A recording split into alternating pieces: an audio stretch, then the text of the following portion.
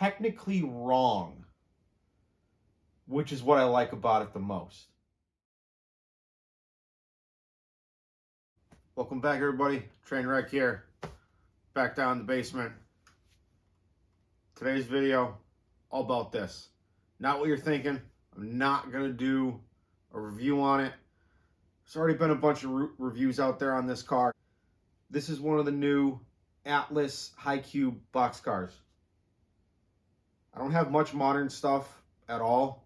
I really only have 3 modern engines. One of them's a veteran unit for obvious reasons. It's P&W engine that Lionel made because I've worked on P&W equipment. And a GP15 that I repainted to the first diesel engine I've ever worked on.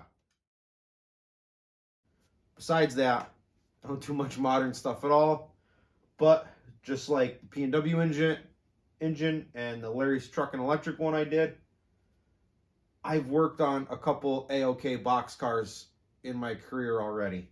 For those of you who don't know, I'm a Carmen / mechanic, more of a Carmen than a mechanic. So I work on rail cars on a weekly basis. I have worked on a couple AOKs in the past. So once I saw this in the AOK name, I was like, I have to get one. Why would you not want something on your layout that you either rode behind, rode on, or worked on? So the price I wasn't happy with, but I was able to get one. So the reason why I like this car so much, regardless of the fact that I've worked on them and all that, is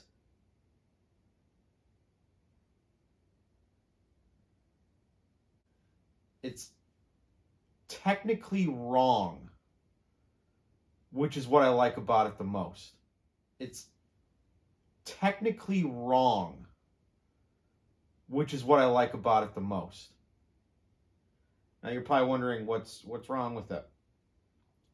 The average person probably wouldn't understand this. But coming from the car side and doing car repair and all that, I picked up on this instantly. Here's one of my previous weathering jobs on a B&M boxcar that I went in and added reflective sheeting. This reflective sheeting that I went in and added is, in a sense, a full redo, where in real world situations, all the reflective sheeting was out of code or obliterated, can't see, spray paint, whatever. And if we look at this Pan Am car, same thing. It's a new car. Everything's clean, whatever. But reflective sheeting. And once again, we see the reflective sheeting. But we noticed it's facing 2 different ways. This is what I love about it. The reflective sheeting is there, but the reflective sheeting therefore is wrong.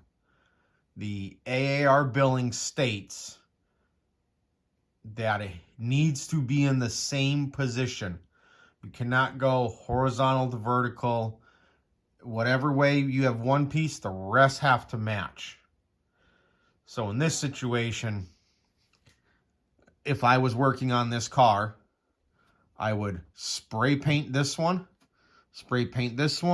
and this one, and I'd throw one right below here to get the car to code. This is great that it's not, because I don't know how many times in this exact situation where a car comes in, you do an air test, you got to check the reflective sheeting. It's the only time you can touch reflective sheeting that you can bill for it. And there's times, I obviously it's people not listening to the AAR, just throwing up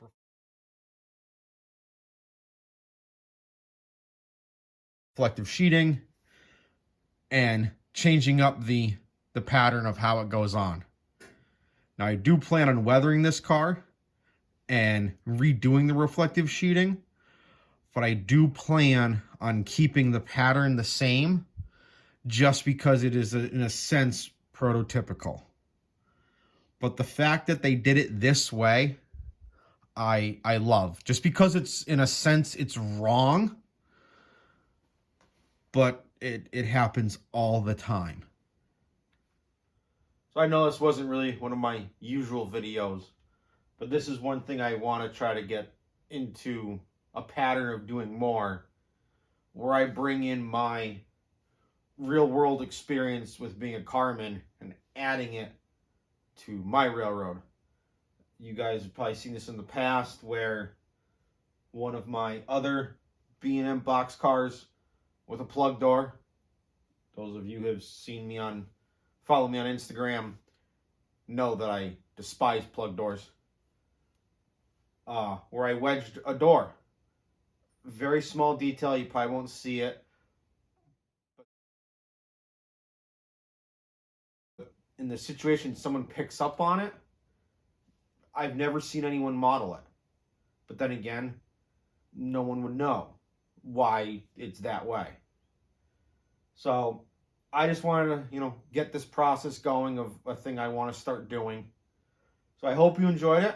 I hope maybe if you guys are into weathering, I do know there's a couple guys out there who are starting to do a lot of the reflective sheeting with those kits. I hope this can be of help to you guys especially. I will be attaching the actual ruling of the AAR with this video just to show you guys for the hell of it. And if you want to follow it, follow it. If not, it's your stuff. Who cares? Do what you want. So, thanks for watching. We'll see you guys next time.